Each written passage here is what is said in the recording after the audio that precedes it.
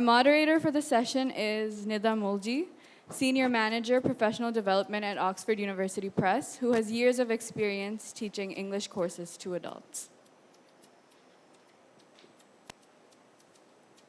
Thank you very much. I hope everyone at the back can hear. Assalamu alaikum everyone, and a very good morning to you all. This session will discuss student and teacher well-being and how best we can support it as teachers, as citizens, and as parents. I had a very interesting conversation with Dr. Shahnaz Wazir 2 days ago, and something you said stayed with me. What happens in our classrooms is a reflection of our larger society. So we'd like to explore a bit of that. And with that, I'd like to introduce Dr. Shahnaz Wazir, who's to my right. She has contributed 53 years to education, supporting children from low-income families through her work as a member of the Board of Trustees at Nasra Schools. She is now serving as the president of ZABIS, Shaheed Zulfikar Ali Bhutto Institute of Science and Technology. She's also been a Minister of State for Education. She's been a recipient of the Sitara Imtiaz. She has also been a special assistant to the Prime Minister for social sectors. She's been a member of Parliament. She really does need no introduction, does she? Our next panelist is Dr. Faiza Mushtaq, who is Dean of Indus Valley School of Art and Architecture. She's held teaching positions in many universities abroad and in Pakistan, Northwestern University and George Washington University, Lahore University of Management Sciences, and IBA being some of them. She's a sociologist by training. And she has extensive experience in curriculum design. We will also be talking about how the curriculum can be a strong driver of well-being in our education system. I also have with me Minhas Tejani, who is the principal of Habib Public School with an MA in education. He has also written a book called The Transcendent Educator. And I have Dr. Shelina Bhamani, who has a PhD in education with a specialization in early childhood development. Dr. Bhamani is a certified educator and a postpartum doula, and is also, she provides parenting education in early childhood years. She's been associated with highly recognized universities as well, IOBM, Zabist, and Greenwich being some of them. Welcome, and thank you all for being here with me. I'm going to start with Dr. Bhamani and early childhood education and ask you what can be done and what parameters can be taken care of in the early years in our classrooms. Thank you so much, Neda, for the introduction. So early years, before I could talk about what could be done in the earliest years of life, it's very important to understand what is well-being.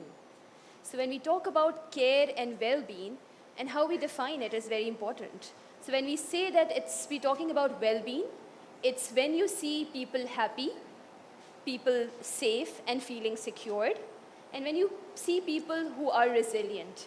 That is when you say that it's a holistic well-being. Now, well-being is not just limited to psychosocial well-being or mental well-being, but there's a lot of role in physical well-being, economic well-being. So well-being is always holistic.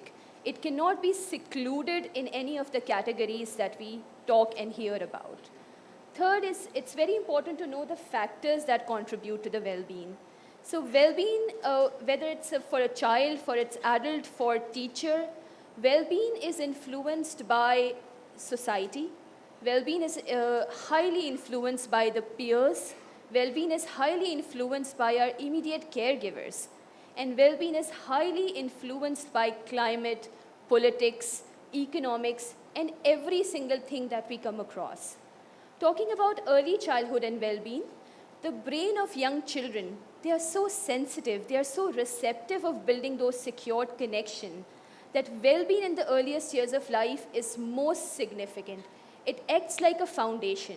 So, when the building is constructed, you lay down a foundation.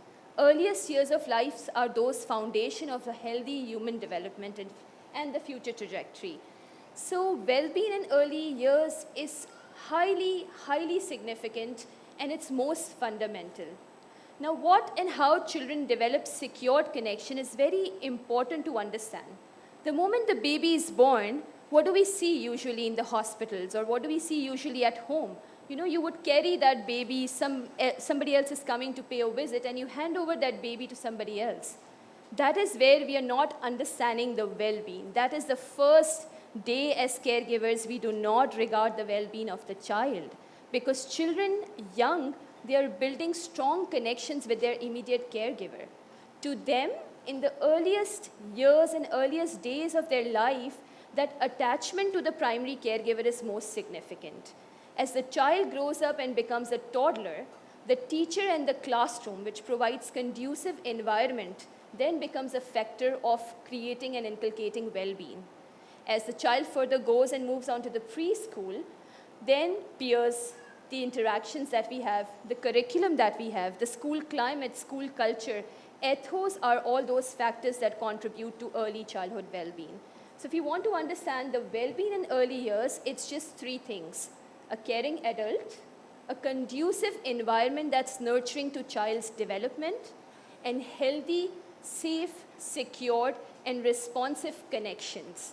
So this is how we define well-being, and these are the factors that contribute to the early years. And I'm sure other speakers will shed light on how well-being is then taken forward in different stages of life.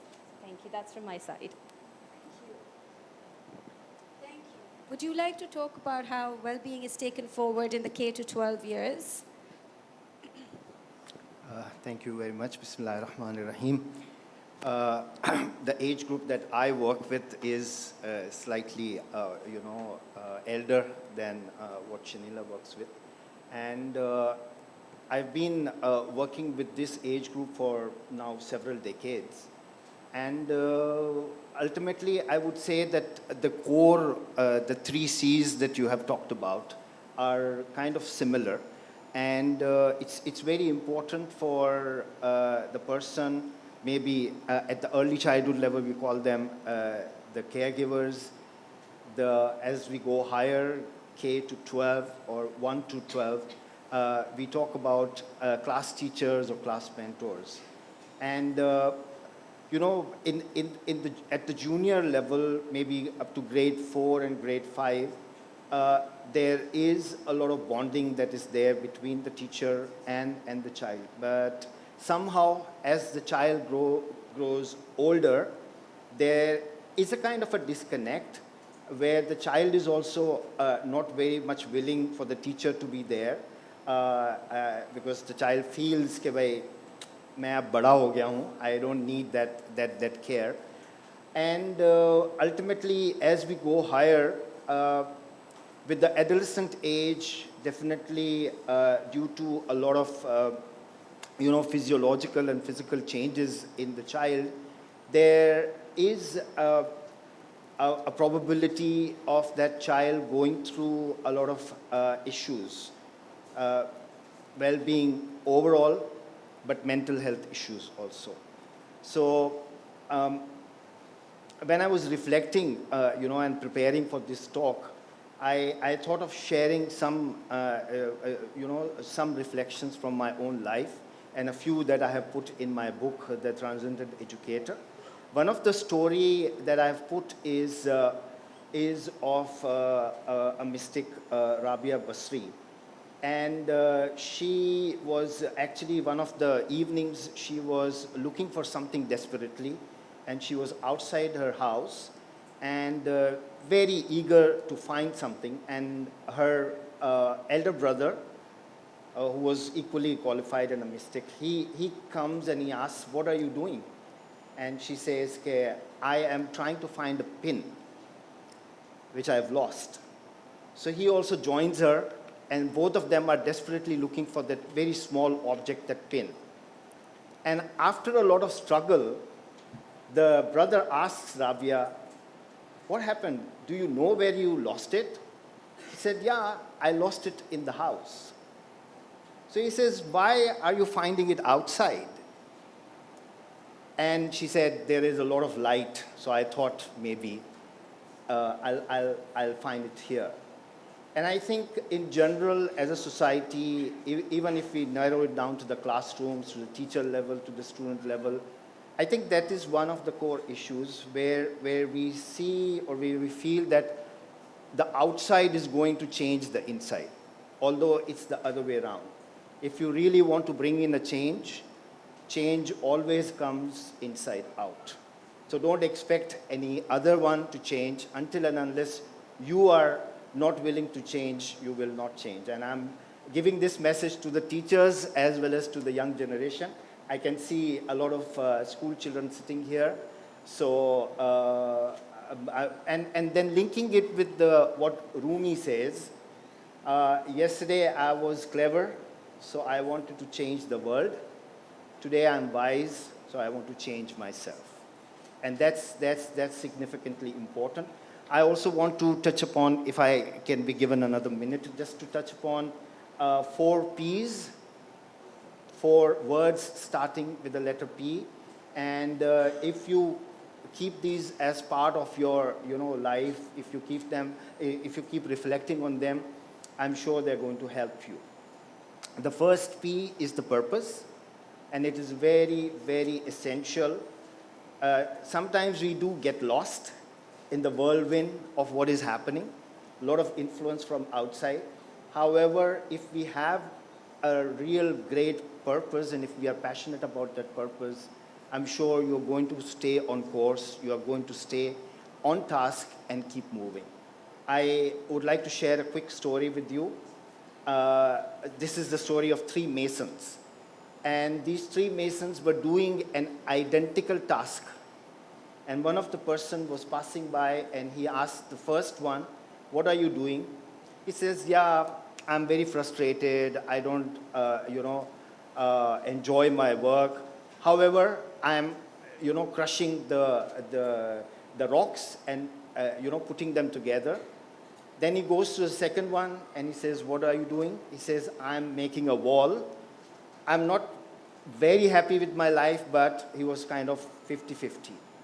Then he goes to the third person, he asks him, what are you doing? He said, I'm making a mosque.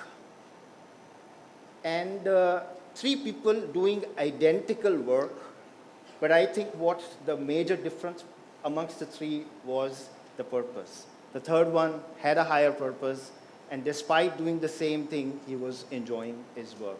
So number 1, purpose. Then the second one is you need to be proactive. And especially related to mental health issues, there are always aspects that will trigger, and those who are studying biology, they would know the difference between stimulus and response.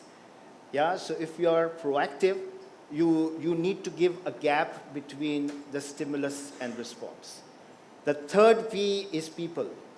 Many a times, for teachers, curriculum becomes more important, but the child doesn't. So it's very important to take care of the child. The humans in your class are the most significant ones. The process and the curriculum can follow later on. The 4th P is a term that Dr. Edward de Bono used in one of his books, and he calls it PO, P and O. And he says that there is a difference between yes and no, and this PO is actually the possibility. So whenever you get frustrated, kuch nahi ho raha hai, problems hain, this and that, whether teachers or students, you try using the possibility window, and I'm sure you'll be able to get some solution out of it. Thank you.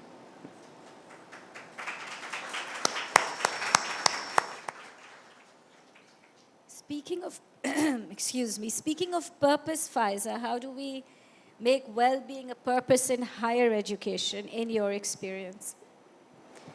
Thanks, Neda. Thanks for the introduction and for inviting me to be part of this conversation. And it's nice that it's flowing very nicely chronologically. We've been talking about well-being in early years and through the schools, so my experience mostly has been with students, we don't call them children by the time they get to university or college age, but students and teachers in a university setting. So in some ways, what well-being means at that level, it's similar, right? What we as educators, as administrators, as policymakers, as parents want is an environment in which children are not only excelling academically, but they also have an environment in which they can learn with confidence, can be respected, can be heard, and can make choices freely. Now, the thing that's happening at the university stage is that it's a time of transition for young people. That's when they are supposed to be transitioning into adulthood.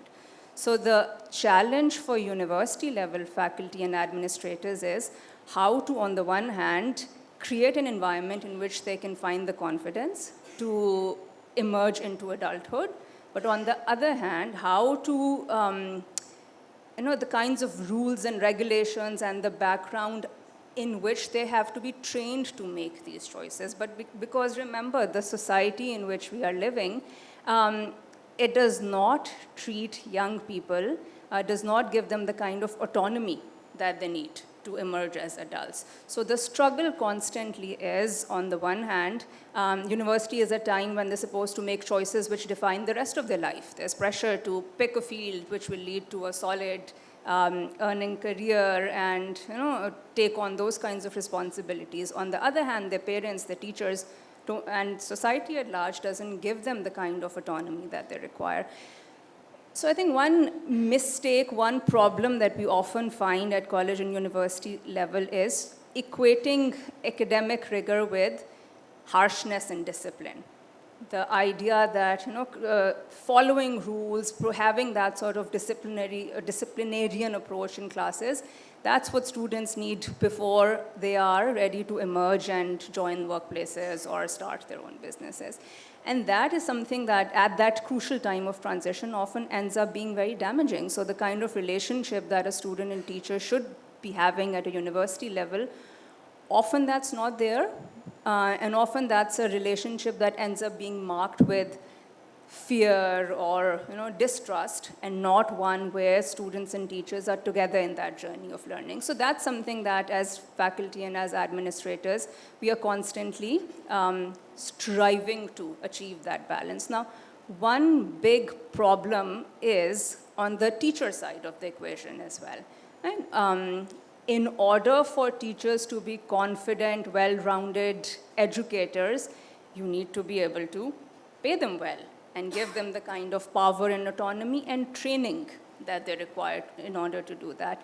I know there are lots of differences. We do have some institutions where teachers are where university faculty are given that sort of training and security, but by and large, if we talk about the state of most colleges and universities in this country, that's not the case. And the problem is that often when we find someone who's a subject expert, someone who's trained in sociology or medicine or microbiology or journalism, whatever the field is in which they are experts, they're very good at that. But there's no training in how to teach.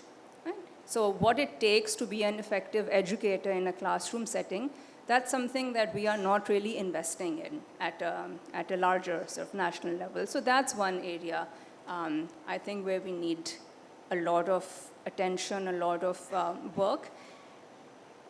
Also, what we see now on campuses, university and college campuses, is there's phenomenally bright and intelligent young people, but there's almost a crisis-like situation in many universities because, especially after COVID, actually, because the mental health struggles, the kind of lack of confidence, Provide the license to the teachers only if they have counseled a number of students. It's very significant because Pakistan में हमारे AKU में बहुत ज़्यादा burden आता है psychological counseling का, and Pakistan में हर 7 लाख लोगों पर सिर्फ एक mental health counselor है. So imagine करें अगर आप हर teacher उस counseling में train होगी, तो वो burden school से, वो burden community level से कितना कम हो जाएगा? Because at school level बहुत ज़्यादा psychiatric counseling या clinical counseling की need नहीं होती. You just need to hear to the child, you just need to hear to the teacher.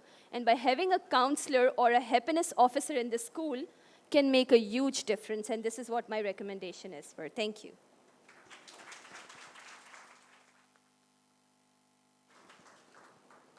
I would just like to share with you all what we did at Habib Public School.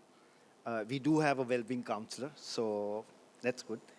The other change that we brought in very recently is the introduction of a very interesting program, which is called Leader in Me. And Leader in Me is an international, program. We started with the training of all the teachers, and not all the teachers, but the staff members, the support staff. So everybody knows about the 7 Habits of Highly Effective People, very well renowned, very famous book by late Dr. Stephen Covey. And from those 7 habits, this Leader in Me program, which is actually a whole school improvement program, specially developed for schools. So in addition to what Shanila has said, Dr. Shanila has said, I think it's also very important for us to look at the institutions in a holistic perspective. Yes, we need to look at the child in the holistic perspective, but also the institution.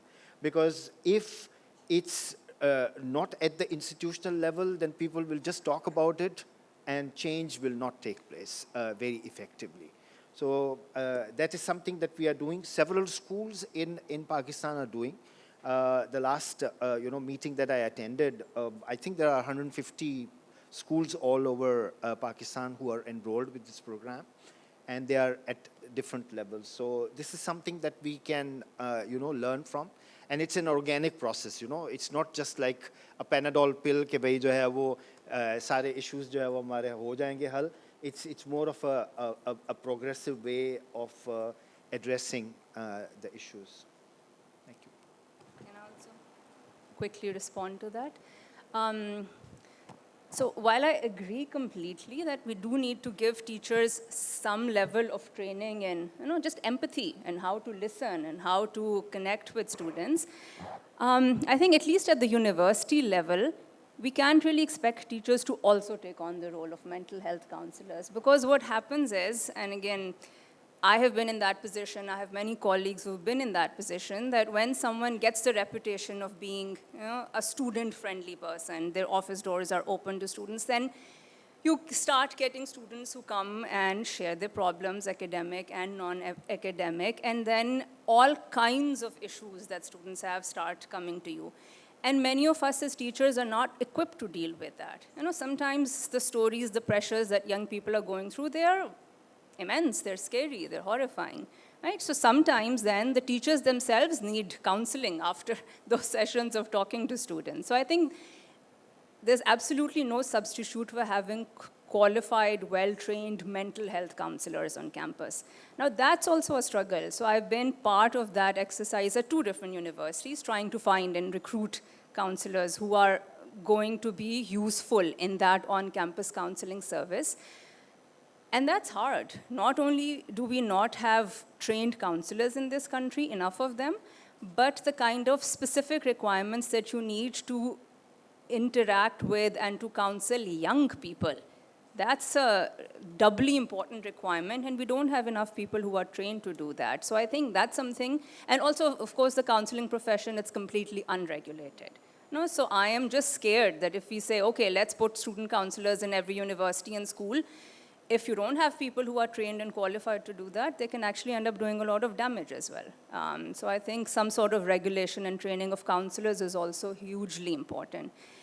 And then one more thing, again, especially at the university level, but also at the school level, this pressure of getting good grades and excelling academically. Often when we see, a student in trouble, we are all very quick to blame the school and the teachers for creating that pressure. I think we as parents also need to realize that a lot of that pressure is coming from home, and what kinds of expectations are we placing upon our children. So this idea, this mentality that your grades define you, I think that's something that we really need to start working on and changing.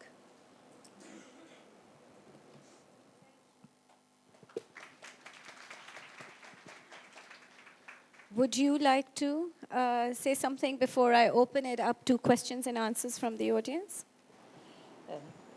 I think I've spoken on some of these issues before, and I fully endorse what my colleagues and friends are saying. We do need to provide school and university counseling. This is a professional area that few people go into. So I would strongly suggest that one message that should go out from our session today is that Pakistan, across the country, needs to highlight the fact that professionals in student counseling are needed, and that this is a major field which has very few people in it. University students in particular are suffering or having to face the sorts of pressures you talked about. So I'll just stop there because I think I spoke at length earlier.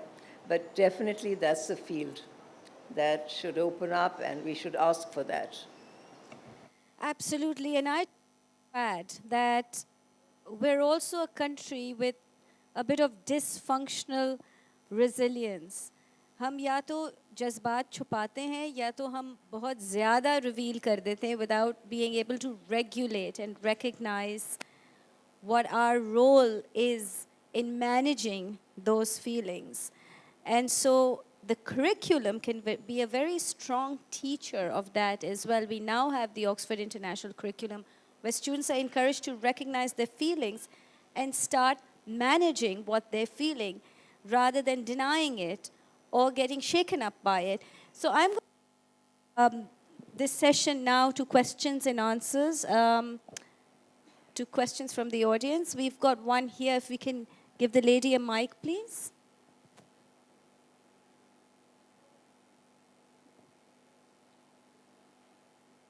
Thank you. Assalamualaikum, Jay. Can you hear me? Yes. Jay, my name is Sanya Chuktai. I'm an overseas Pakistani. And we actually have emotional intelligence curriculum in schools over there, taught to social and social learning. My question to you is Pakistan ready for that as well? Because what we have found that when we have introduced that curriculum or even short programs in school at the primary level, which is preventive rather than cure, the kids are able to identify the emotion and know what to do with it, how to process it, and then who to contact as well. We're talking about tier level. And we have also found that by the time these primary kids go into secondary schools, they actually don't need as heavy counseling as one would need without that platform. So is Pakistan ready for this? If they are, I'd love to talk to whoever is open to the conversation.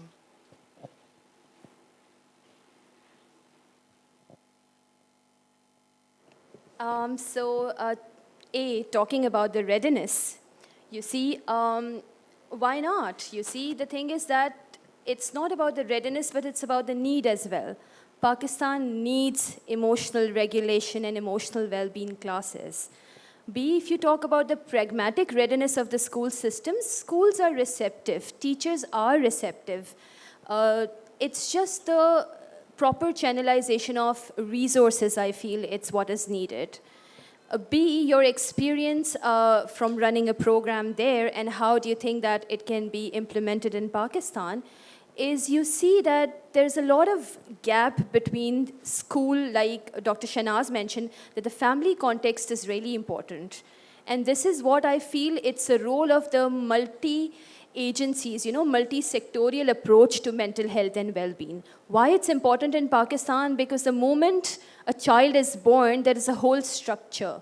So this is where the hospitals can play the role by teaching mental and emotional well-being to the parents. Then when the child comes in the school, it's more like schools and teachers should be prepared to provide that support of mental and emotional health and well-being.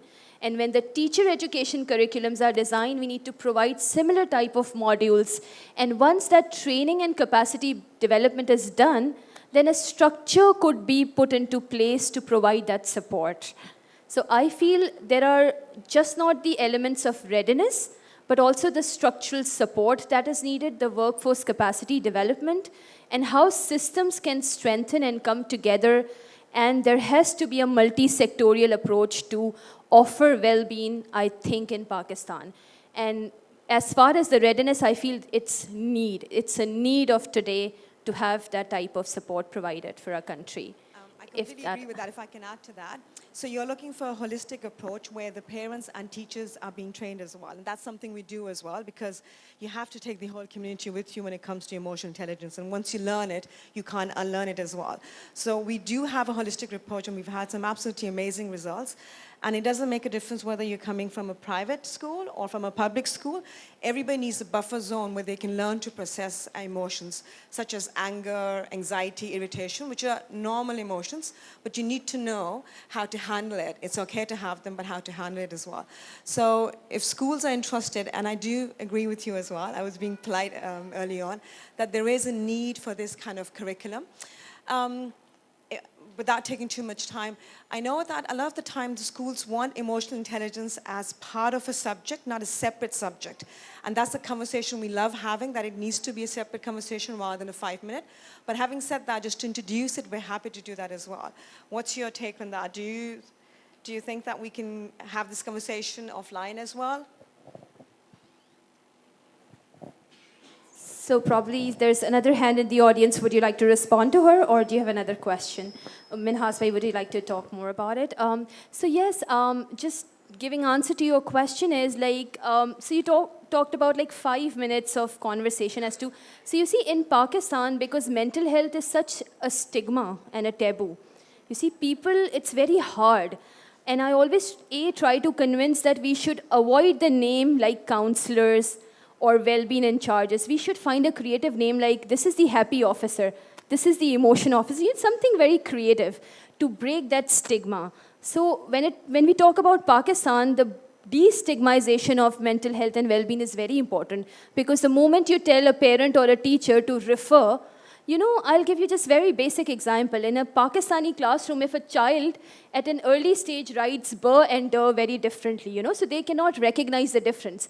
And the teacher, if she is given one session on mental health and well-being counseling, she would label it as like child as ADHD, you see. So that type of training is also pretty much needed at the teachers and the schools level.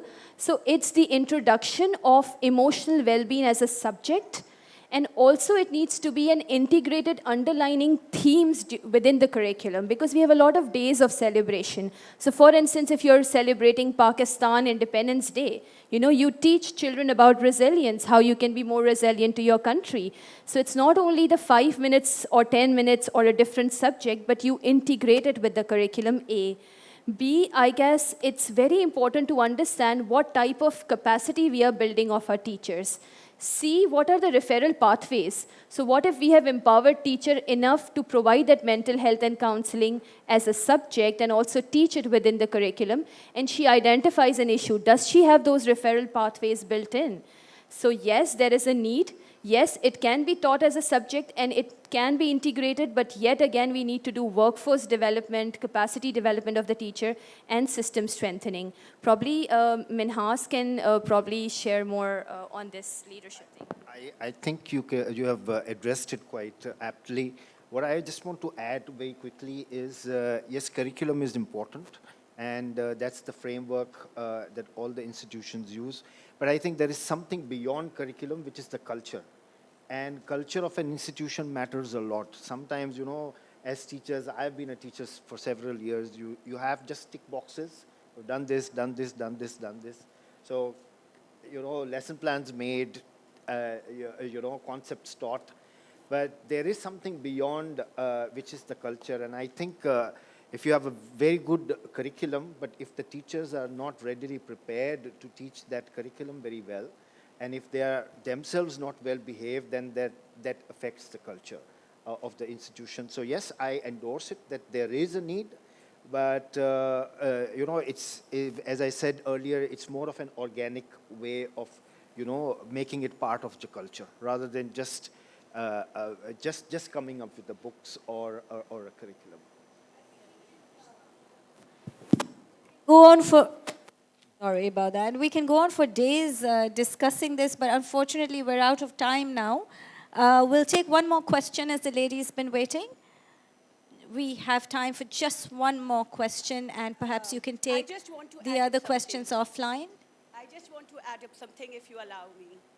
Sure, if we can make it very quick. it's Our very quick, panelists actually. also have other sessions. Yeah. Ji. Actually, we are talking about well-being since so long, and I am feeling a pleasure here that my two mentors are on this stage right now. And I'm Zebish alumni, and I'm Zebish graduate. And believe me, 2 years back when we were in COVID times, my research topic was on the well-being on the teachers. And my supervisor, Dr. Shelina Bhamani, was there when I was actually going and asking from every single supervisor that who can actually supervise me for this topic. It's on impact of in-house physical fitness training and or mindfulness program for the teachers, because I believe that teachers' well-being is very, very important for the future. And somehow my HED, she's not here, Dr. Najmunissa, and of course, Madam, my president is here. So they support me over my topic. And at that time, Shelina Bhamani was actually not taking up the research topics for Zebis. That time she was overly occupied. But when I reached to her, believe me, this lady, she actually took out a lot of time. On the COVID time, she was there behind me. We were working with the yoga faculties, with the other mindfulness programs. She used to actually contact the people from abroad who can help me out, and she made my research possible. And I actually published a half of it, and I am actually pursuing my PhD in the same topic. So it's not like that people don't want to work on the well-being of the teachers or the students in Pakistan. Yes, we surely wanted to work for the well-being of the teachers, and Zebist is there, of course, who is actually training the alumni and all the teachers. When we go to our classes, in our MS classes, the first questions our teacher asked us, as I'm a teacher, how are you today? What's stressing you today? Can we have a little time in discussing? So even a student, I am an example of whatever these both ladies have actually spoken, and I'm pleasured that today, because of my mentors, I am representing Neda University, I'm representing Relo Pakistan, I'm presenting English Works program. So it's a pleasure of mine. Thank you. Last question, please. The lady in the front has been waiting for quite some time. Thank you. This will be our last question. Hello, thank you for a very insightful session. My question was, I think mental health is still pretty much a first world problem in majority of our social classes. I think select few like us sitting in this room give it the due importance. So my question is that as much as we talk about teachers and mentors, they cannot fulfill the role of parents. Like parents will always be the parents. So my question is, what kind of challenges or what do you see for in terms of like educating the parents or equipping them with the tools to kind of manage their children's emotion and well-being. So when they come to school, they're already in a good place mentally.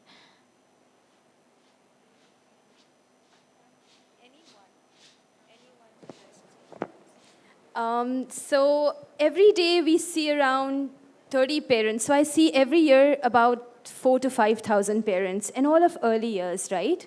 The first thing I ask them is to acquaint them with their own emotions. So I ask them, do you know how you are feeling?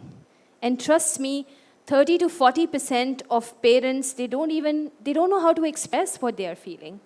You know, what have we created our homes? And that's what I really feel. What are our family structures like? That I cannot, as a, delivered mother, can speak how am I feeling today. So one major thing is to provide that capacity to the parents to also, A, recognize their own emotions. So the first session that we always do is to introduce them with their own emotional regulation skills and them to understand that they need to recognize their emotion, they need to acknowledge how they feel, they need to develop a self-sustaining mechanism to provide that resilient support to themselves, A. B, it's very important then for parents to understand that they are the role model for very young children, because very young children learn through imitation. So if parents are not going to imitate self-regulation, resilience, calm attitude, honesty, integrity, fairness, how are they going to inculcate that to their children? जब बच्चा born होता है तो पहला tag जो हमारे यहाँ लगता है ना, वो लगता है blue for a boy, pink for a girl. That's where you break the basic principle of mental health and well-being, that every human, regardless of color, gender, creed, is a human first. We are all human beings first. So it's very important. First, so the challenge I really face to answer your question is the parents' self-understanding of their own emotions. And that is what we are working on to generate, especially at our university, to provide them with the counseling services to understand their own emotions first and then build on the child emotions. And I guess it's a dyad between a child and a parent, right? So a child, if child smiles, the parent smile. If the parent smiles, the child smiles. So I always teach parents or teachers, a happy parent actually enhances and builds on a happy child. A happy teacher, produces a happy student. A happy school and a school system promotes happiness. So it's happiness versus happiness, So the more you offer happiness, the more you understand your emotion, the easier it is for parents. So the challenge is them understanding their emotions, and the solution is providing that counseling to the parents. It's very important to offer parenting counseling sessions in the schools as well. Yeah. And on that happy note, thank you very much, everyone, for being here. And thank you to all the panelists. Really appreciate all of you taking out your time for this today. Thank you.